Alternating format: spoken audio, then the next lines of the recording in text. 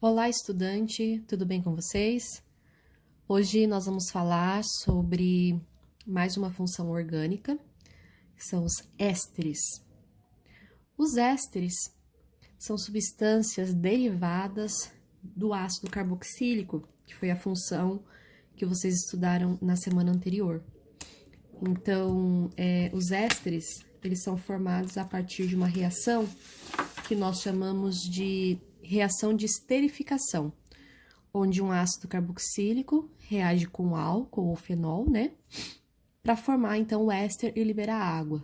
Então, só relembrando, né? O ácido são as substâncias que têm a carboxila, C-OH. O álcool são as substâncias que têm a hidroxila, né? Ligado no carbono saturado. E os dois juntos vão perder uma molécula de água e vão se juntar, formando esse grupo funcional aqui, C-OO, entre duas cadeias carbônicas, que nós chamamos de éster, tá? Então, esse R aqui representa uma cadeia carbônica que pode ser aberta, ou fechada, ou aromática, tá? Então, desde que você tenha esse C-OO entre duas cadeias, você tem um éster, ok? Um exemplo bem simples aqui é essa estrutura, estão vendo, ó? Então, aqui a gente consegue identificar o C-OO e nós temos dos dois lados um radical. Essa é uma estrutura bem simplesinha, né? E isso mostra, né? Isso exemplifica como que é um éster.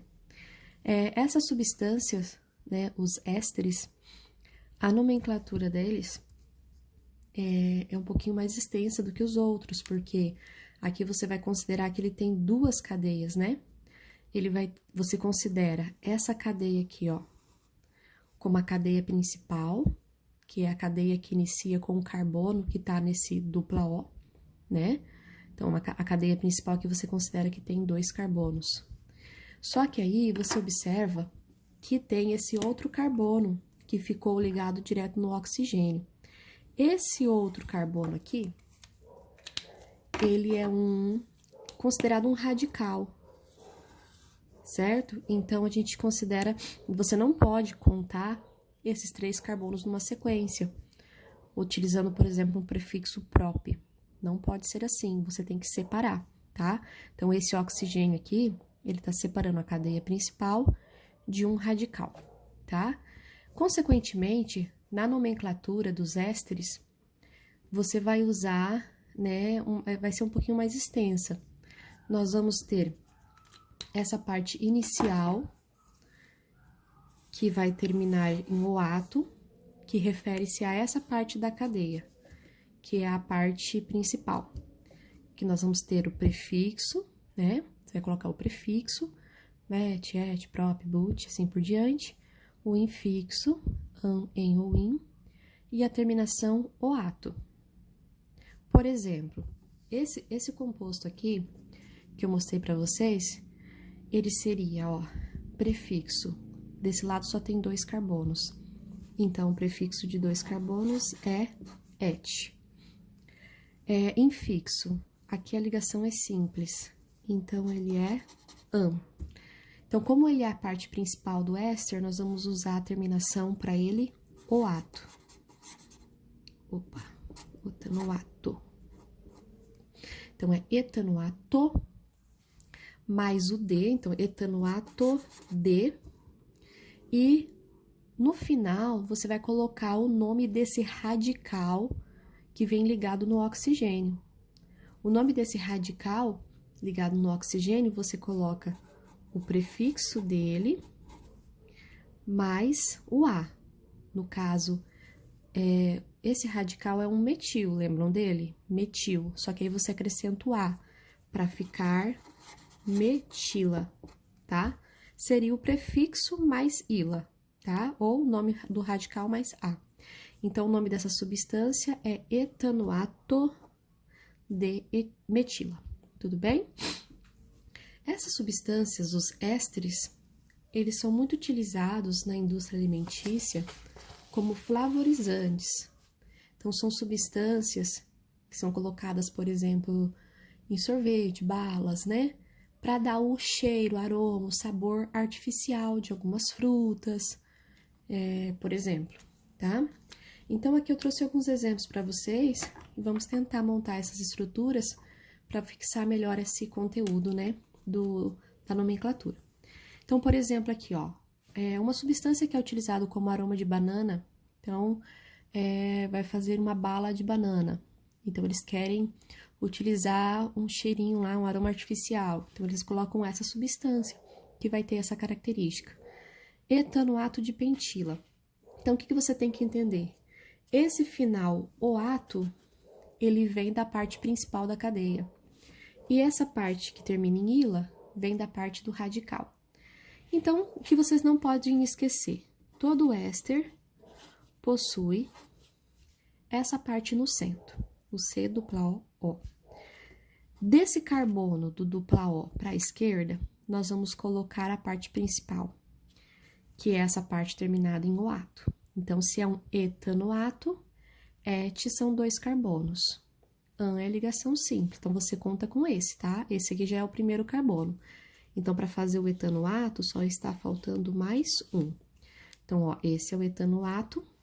Do outro lado, ó, de pentila. Do outro lado, nós vamos colocar um radical com 5 carbonos, ó. Pente, só usar a tabela de prefixo, significa 5. Então, desse lado, nós vamos ter uma pentila. 1, 2, 3, 4, 5, certo? Então, essa é a estrutura responsável pelo aroma de banana. Aí, ó, de morango, né, que esse é muito utilizado, muitas balinhas de morango, sorvete de morango, é o butanoato de etila. Então, a parte principal é um but, então quer dizer que na parte principal você vai ter 4 carbonos. Tá, ó, 1, 2, 3, 4.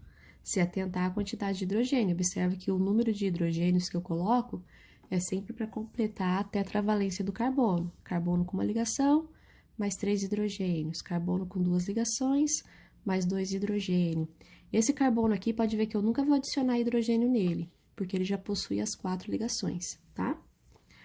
Do outro lado, nós temos uma etila. Então, etila é um etil, né? O que é um etil? CH2 e CH3, tá? O próximo, substância responsável pelo aroma de laranja. Etanoato de octila. Então, eu vou colocar aqui o etanoato primeiro, et 2 carbonos. Octila, essa vai ser extensa, né? Vai ser 8 carbonos, tá? Então, eu vou colocar aqui CH2, CH2. Então, é uma estrutura bem extensa. Eu poderia ter simplificado isso daqui. Eu tô fazendo passo a passo para vocês entenderem, né? Então, aqui vamos ver se deu 1, 2, 3, 4, 5, 6, 7, 8. Isso. Outra forma de eu escrever tudo isso aqui, pessoal. Opa, aqui. Outra forma de eu escrever toda essa cadeia seria simplificar. Eu poderia ter escrito ela assim também, ó. Em vez de colocar esse 7CH2 aqui, eu poderia ter colocado o CH2 dentro do parênteses, 7 vezes, e o CH3 na ponta. Dá a mesma coisa, tá? Significa que aqui desse lado tem 8 carbonos. Opa, faltou um oxigênio aqui, né? Nesse de cima também. Se fica só daquele jeito, não é um éster, né? Para ser um éster tem que ter C dupla O, O. Agora tá certo. Quase passou esse errinho aí, né? Vamos fazer a última. A última é o nonoato de etila. Então, nós temos aqui o grupo do éster. C dupla O, O. Desse lado principal, nós vamos ter 9 carbonos. Non, que é o prefixo de 9, tá? Então, tem que contar com esse, tá bom? Então, aqui nós já temos 1. Eu vou fazer simplificado, tá, gente? tá faltando 8, né? Então, vai ter 7CH2 e um CH3 na ponta, tá? Então, só lembrando, esse formato de escrever aqui é uma forma simplificada, tá? É para não ficar repetindo esse monte de CH2 um do ladinho do outro, tá bom? Então, isso significa que tem 7CH2. 7, 8, 9. Então, esse é o nonanoato de etila. Então, aqui desse lado é a etila. São 2 carbonos apenas. Tudo bem? Então, aí são alguns exemplos de substâncias, né? Chamadas de ésteres. Então, todo éster, que é um derivado de um ácido com álcool, ele vai ter essa característica, tá? É dessa forma que vocês fazem a identificação desse composto. Bons estudos, galera!